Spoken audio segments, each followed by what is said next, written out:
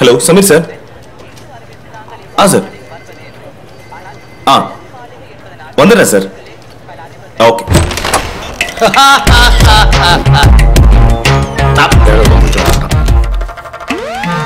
என்ன கண்ணாடியெல்லாம் புதுசா இருக்கு? அது ஒண்ணுமில்ல, என் ஃப்ரெண்டோட ஒய்ஃப். ஃப்ரெண்டோட ஒய்ஃபா? ஒய்ஃப் இல்ல, ஃப்ரெண்டு. இந்த கண்ணாடி போட்டீங்கன்னா நீ கபாலி ரஜினிகாந்த் மாதிரியே இருப்பேன்னா அதான் போட்டு செல்ஃபி எடுத்துக்கிட்டு இருக்கேன். ரஜினி சார் அனுப்பலாம். செல்ஃபி எடுக்கும்போது சத்தம் போட்டு சிரிச்ச ஒரே ஆள் நீங்களா தான் இருப்பீங்க. அதை விடுற. Something fishy? Maybe something, but அதுக்கு கொஞ்சம் டைம் எடுக்கும். எடுத்துக்கோ, உனக்கு என்ன வேணாலும் எடுத்துக்கோ. ஆனா வரும்போது சக்சஸோட வா. Sure sir. இந்த குடிக்க அடிமையானவங்களை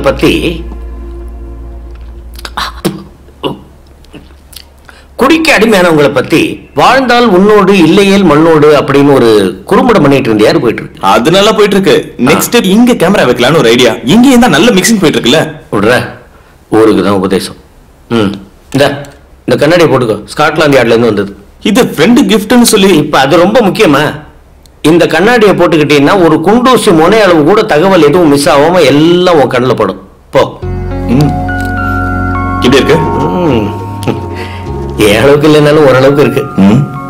வயசானாலும் இதுக்கு ஒன்றும் குறைச்சல் இல்லை.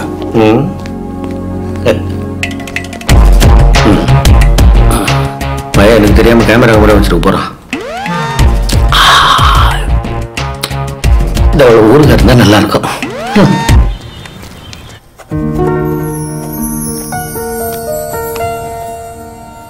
இது சோஷியல் கமிட்மெண்ட்ஸ் இருக்கிற விஷயம் மட்டும் இல்ல, இதுக்குள்ள ஒரு லைஃப் இருக்கு. அதனால தான் நான் வர்ஷா கிட்ட இந்த ஸ்டோரியை மூவ் பண்ண சொன்னேன். தெரியும் சார், இந்த ஸ்டோரிக்காக நான் ரொம்ப மூவ் பண்ணிட்டேன். இன்னும் கொஞ்சம் தூரம் போக வேண்டி இருக்குன்னு நினைக்கிறேன். கேரக்டர் மட்டும் இல்ல, சூழ்நிலைக்கும் ஒரு லைஃப் இருக்கு. சாதாரணமா இந்த மாதிரி விஷயத்தை டிஸ்கஸ் பண்ண முடியாது.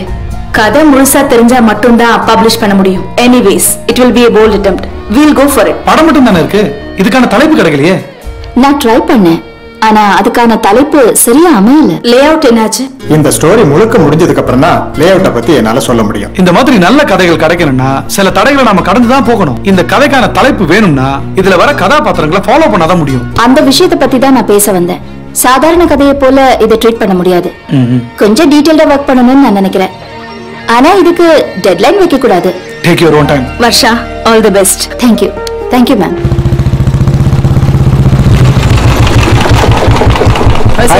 சார் வந்துட்டாரா? ஓகே. நம்ம நாட்டுல மட்டும் லாஸ்ட் இயர் அதுவும் ஜெயிலுக்குள்ள 123 கைதிகள் தற்கொலை பண்ணிட்டாங்க. அதுல பாத்தீங்கன்னா 85 பேர் குற்றம் நிரூபிக்கப்படாத கைதிகள். மீதி இருக்கிற 38 பேரோட மரணத்துல அரவிந்தனுடைய தற்கொலை மட்டும் சந்தேகத்தை கிளப்புது. காரணம், அவர் ஒரு ஆக்டிவிஸ்ட். சரியோ தவறோ, தன்னுடைய கொள்கைக்காக மட்டும்தான் ஒரு ஆக்டிவிஸ்ட் உயிரை விடுவான். அப்போ அந்த அரவிந்தனோட கொள்கை தான் என்ன சார்?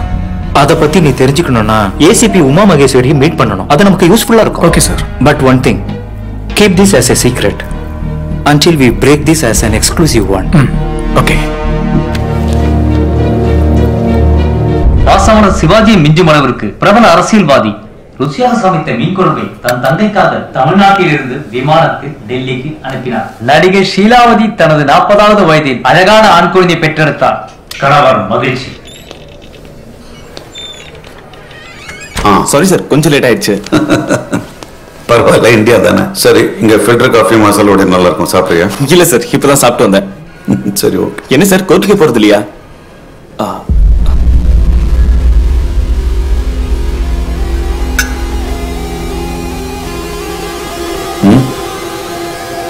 எதுக்கு கோர்ட்டுக்கு போகணும்?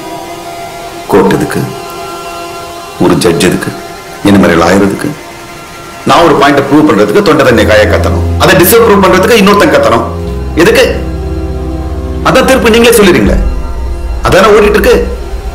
நான் அரை மணி நேரமா டிவி பார்த்துட்டு இருக்கேன். என்ன நியூஸ் இது? யாரோ ஒரு மினிஸ்டர் யாரோ ஒருத்தர் வீட்டுல போய் மீன் குழம்பு சாப்பிடறாராம், அது ரொம்ப நல்லா இருந்துச்சான். இன்னும் ஒரு மாசம் கழிச்சு அது ஞாபகம் வர அதே மாதிரி ஒரு குழம்பு குக் பண்ணி ஃபிளைட்ல அனுப்புறாராம். இது மக்களுக்கு ரொம்ப அவசியமாகுது. என்ன பாசமலர் டிராமாவை நடத்துறீங்க? ஏதோ உங்க நடிகை வந்து கர்ப்பமா இருக்கா நியூஸ் வருது. ஏன் நடிகை கர்ப்பமா கூடாதா? அவன் பெண் இல்லையா? கணவர் சந்தோஷப்பட்டார், கணவர் சந்தோஷப்படாம பக்கத்து வீட்டு கணவர் சந்தோஷப்படுமா? என்ன நியூஸ் இது? மட்டும் இல்ல, இந்தியா முழுக்க இத்தனை நோயாளிகளுக்கு இத்தனை டாக்டர் இருக்கணும்னு விகிதாச்சாரம் இருக்கு. எத்தனை டாக்டர் இருக்காங்க? எத்தனை கர்ப்பிணி பெண்கள் வந்து கவனிக்கப்படாம சாவுறாங்க? நடிகை கர்ப்பமானதை பத்தி பெரிய நியூஸ். நீனு மட்டும் உன் வயிறு சோத்துக்காக நீ கடல் போயிருக்கியா நீ? 100 அடி உன்னால போக முடியாது. குடல் வயிற்ற புரட்டும், வாந்தி வரும். அந்த ஒரு வயிற்று சோத்துக்காக தான் அவன் போறான். கடலுக்குள்ள போறவன காக்கா குருவி சுடுற மாதிரி சுற்றி அனுப்புறாங்க. அது மட்டும் ஒரு செய்தியா வரும்.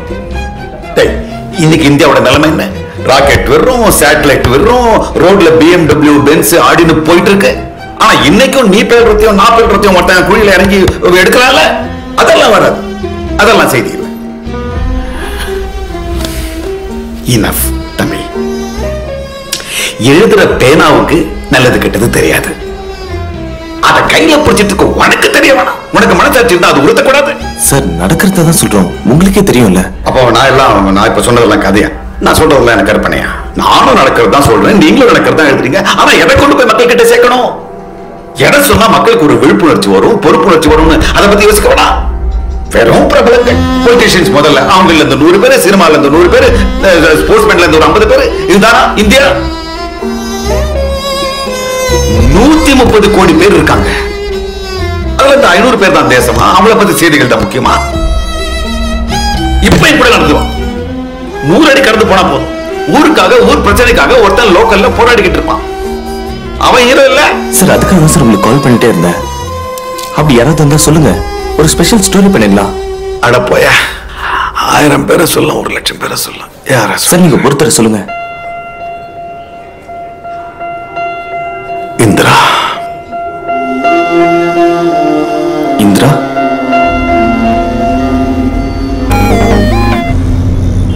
சொல்லு சமீர். சாட்டர்டே கெட்டுக்கதர்ல ஒரு சின்ன சேஞ்ச், ஒரு அர்ஜென்ட் அசைன்மெண்ட், அதுக்கான டிராவல்ல தான் இருக்கேன். ஏதாவது பெரிய மீனா மாட்டி இருக்கா? அப்புறமா சொல்றேனே. நீ என்ன பண்ணாலும் அதை விட பெரிய ஸ்டோரியா நான் பண்ண போறேன். அப்படியா? என்ன அது? வந்து சொல்றேன். ஓ, தாராளமா. அப்புறம் நம்ம நந்து கிட்ட இன்ஃபார்ம் பண்ணிடு. ஓகேவா? Okay, bye. Okay, by.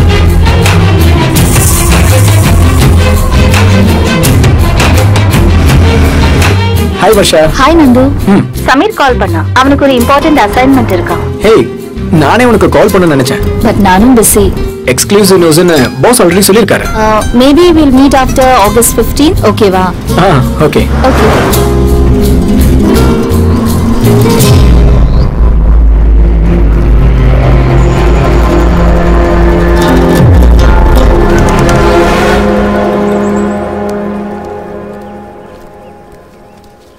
Welcome journalist. Hi ma'am. Hi Nandu. Please. தமிழ்நாட்டுல எழுதுறதுக்கு ஒண்ணுமே இல்லைன்னு கேரளாக்கு கிளம்பியாச்சா? ஏன் எங்களை பத்திலாம் எழுத மாட்டீங்களா?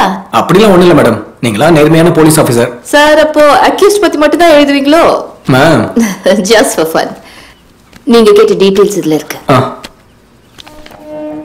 மேம், வேற போட்டோ இருக்கு. ஃபைல் மாறிடுச்சுன்னு நினைக்கிறேன். நீங்க டீடைல்ஸ் எதிர்பார்க்கிற அரவிந்தன் கேஸுக்கும் இந்த ஃபைல்ல இருக்கிற ஹரிஹரனுக்கும் ஒரு சம்பந்தம் இருக்கு.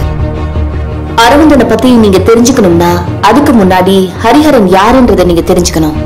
இந்த ஹரிஹரன் மைனிங் அண்ட் ஜியாலஜி டிபார்ட்மெண்ட்ல டைரக்டர் ஆஃப் ஜியாலஜிஸ்டா இருந்தாரு. கொல்லம், ஆலப்புழா தாது மணல் இஷ்யூஸ் உங்களுக்கு ஞாபகம் இருக்கும்னு நினைக்கிறேன். Yes ma'am. பிரஹலாதன், இப்ராஹிம் குன்யல், மேத்யூ குருவிலா, அப்புறம் Sriprakash, the leader of Nexus.